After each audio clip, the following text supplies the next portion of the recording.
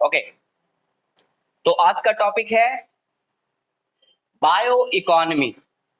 Bio economy से related topic है। Bio economy का मतलब क्या होता है? वैसी इकोनॉमी, वैसी अर्थव्यवस्था जो बायोलॉजिकल, है ना, बायोलॉजिकल रिसोर्सेस के द्वारा ड्राइव हो, है ना, वैसी अर्थव्यवस्था जिसमें बायोलॉजिकल रिसोर्सेस का ज्यादा से ज्यादा यूज करके हम इकोनॉमिक डेवलपमेंट करें, है ना। वैसी अर्थव्यवस्था, वैसी इकोनॉमी जो बायोलॉजिकल रिसोर्सेज से ड्राइव हो। बायोलॉजिकल रिसोर्सेज क्या होते हैं? जैसे प्लांट्स, एनिमल्स, है ना, माइक्रो ऑर्गेनिज्म, जितनी भी बायोलॉजिकल चीजें हैं, प्लांट्स, एनिमल्स, माइक्रो ऑर्गेनिज्म, जो भी बायोलॉजिकल चीजें हैं वो सारे बायो रिसोर्स हैं, है कि नहीं। और उससे हम अपनी इकोनॉमिक डेवलपमेंट को बढ़ा रहे हैं, तो उसी को हम कहेंगे बायो इकोनॉमी।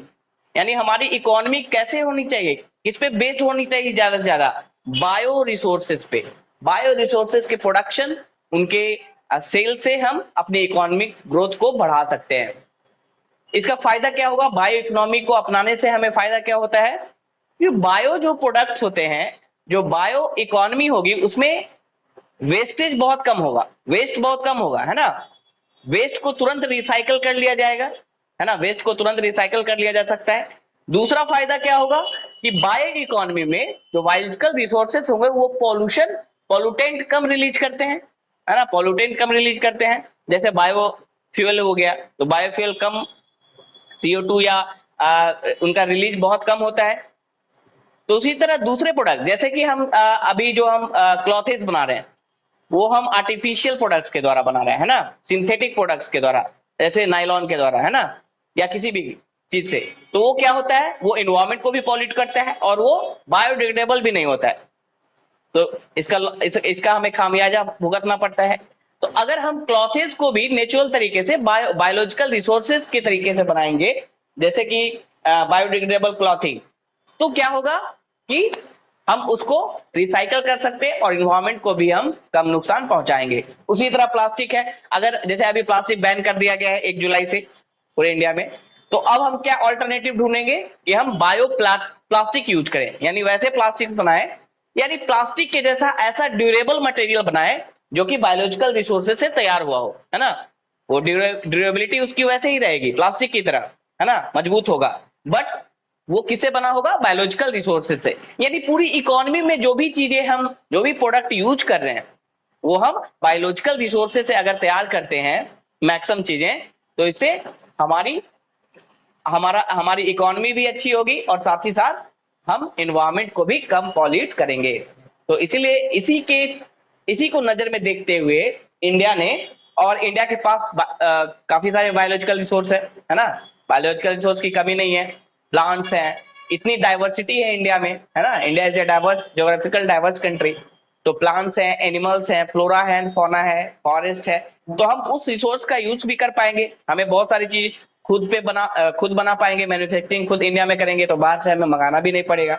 तो हमारा एक्सपोर्ट बिल, इंपोर्ट बिल भी कम आएगा, है ना, हमारा एक्सचेकर भी बचा रहेगा। तो इसीलिए इंडिया ने इन्हीं मुद्दों को ध्यान में रख के, इन्हीं बातों को ध्यान में रख के national mission on bio economy 2016 में लॉन्च किया था।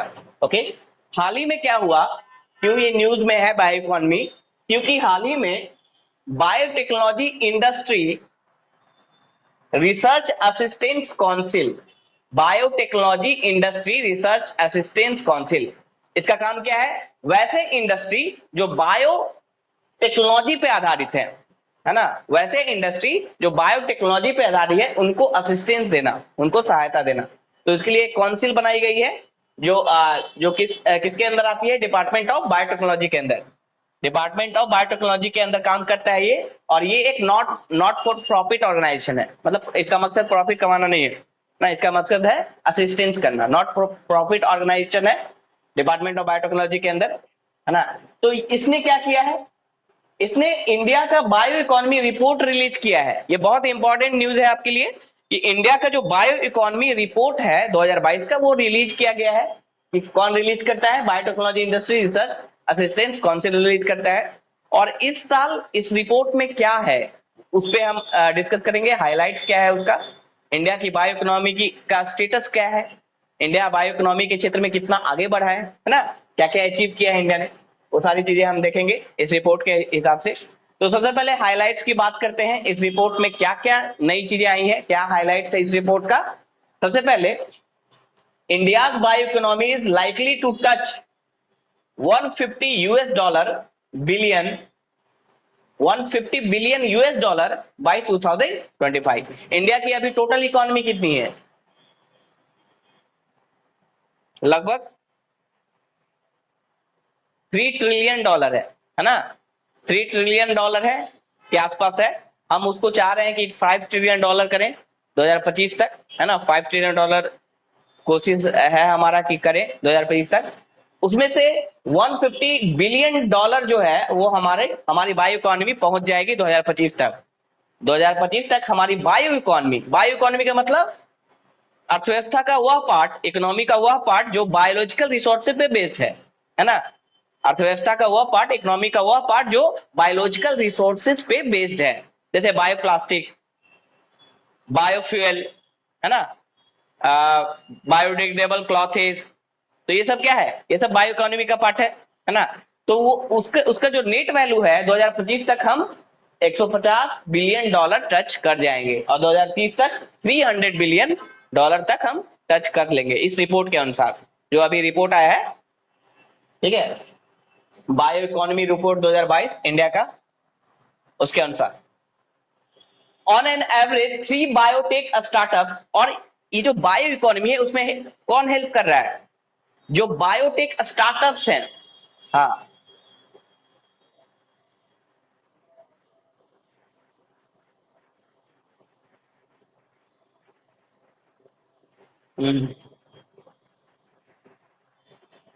बिल्कुल, वो बायोप्लास्टिक्स। हाँ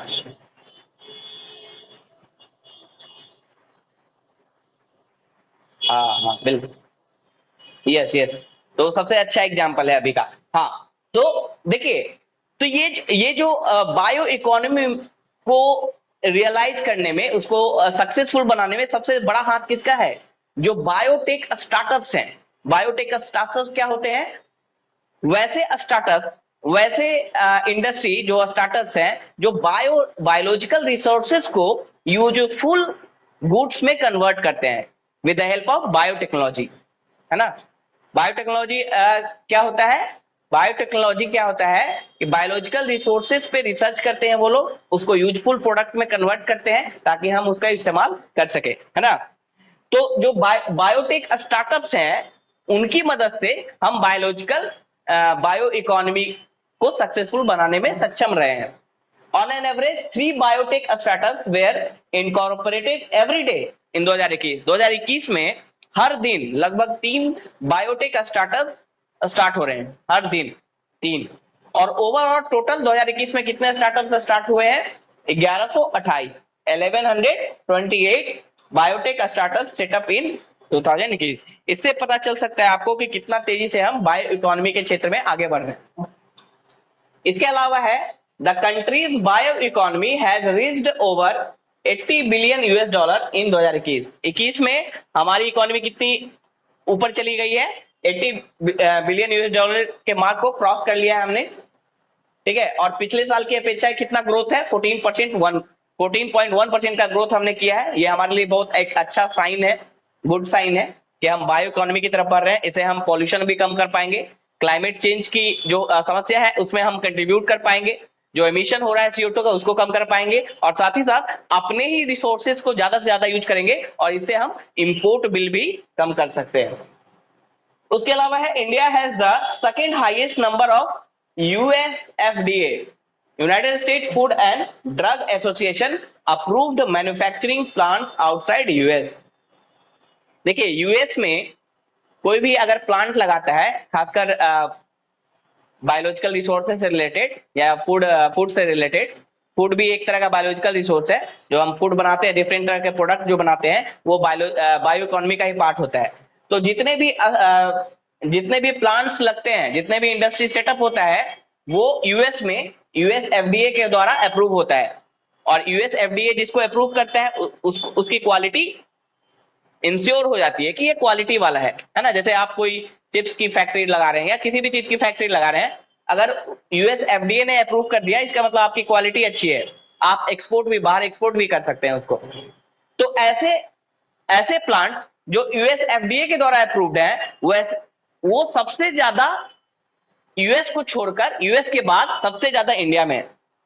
यूएस में तो रहेगा ऑब्वियसली सबसे ज्यादा, यूएस एफडीए के द्वारा अप्रूव्ड जो प्लांट्स है। हाँ,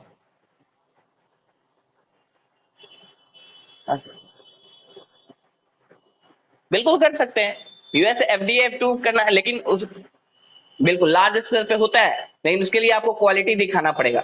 यूएस एफडीए ने अप्रूव कर दिया, इसका मतलब आपकी हाँ, आपकी क्वालिटी अच्छी है, और उसके बाद आपका एक्सपोर्ट बढ़ जाएगा। डिफरेंट जो कंट्री है वो आपके जो प्रोडक्ट है उसको, उसका डिमांड करने लगेंगे, क्योंकि उसे यूएस एफडीए ने अप्रूव किया है ना।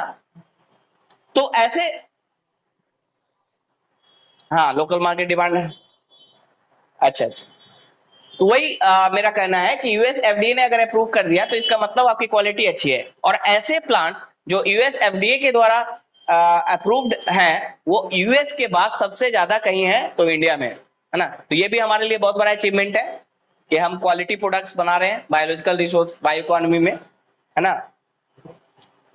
Okay, so these are some highlights which you have to mention in your answer when the question asked about the bioeconomy, Indian bioeconomy status.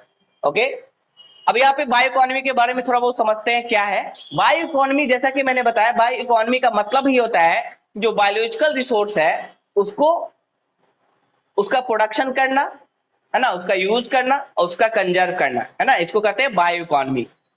Including related knowledge, देखिए biological resources से related जो knowledge है वो भी bio economy का part है। For an example, सिर्फ plant, animals, microorganism यही सिर्फ बायो रिसोर्स नहीं है। बाय मतलब यही सिर्फ बायो इकोनॉमी का पार्ट नहीं है। बायोलॉजिकल रिसोर्सेज से रिलेटेड जो नॉलेज है, जैसे ऐसे कुछ मेडिसिनल प्लांट है जिसके बारे में कुछ ट्राइबल्स लोगों को ही पता है ना। खासकर नीलगिरी वाले क्षेत्र में जाएंगे, नीलगिरी वाले में तो बहुत सारे ऐसे प्लांट है जिनके बारे में वहां के जो लोकल ट्राइब्स हैं, जो लोकल लोग हैं उनको पता है। तो वो जो नॉलेज है वो भी बायो इकोनॉमी का पार्ट है, सिर्फ रिसोर्स ही पार्ट नहीं है, सिर्फ बायोलॉजिकल रिसोर्स ही पार्ट नहीं है, उसके उसके रिलेटेड जो नॉलेज है वो भी बायो इकोनॉमी का ही पार्ट है। तो जब उस नॉलेज को हम यूज करते हैं तो उसे भी हम बायो इकोनॉमी के ही डेफिनेशन में रखते हैं, कि बायो इकोनॉमी का ही वो अंग है। Knowledge, science and technology and innovation to provide information, product, process and services to all economic sector. All economic sector, economy के जितने सेक्टर हैं, प्राइमरी सेक्टर, सेकेंडरी सेक्टर या फिर टर्शियरी सेक्टर, तीनों सेक्टर्स में अगर आप बायोलॉजिकल रिसोर्सेज को या उसके नॉलेज को या उसकी टेक्नोलॉजी को यूज कर रहे हैं तो वो क्या होगा, बायो इकोनॉमिक्स। ठीक है। और हाँ हाँ,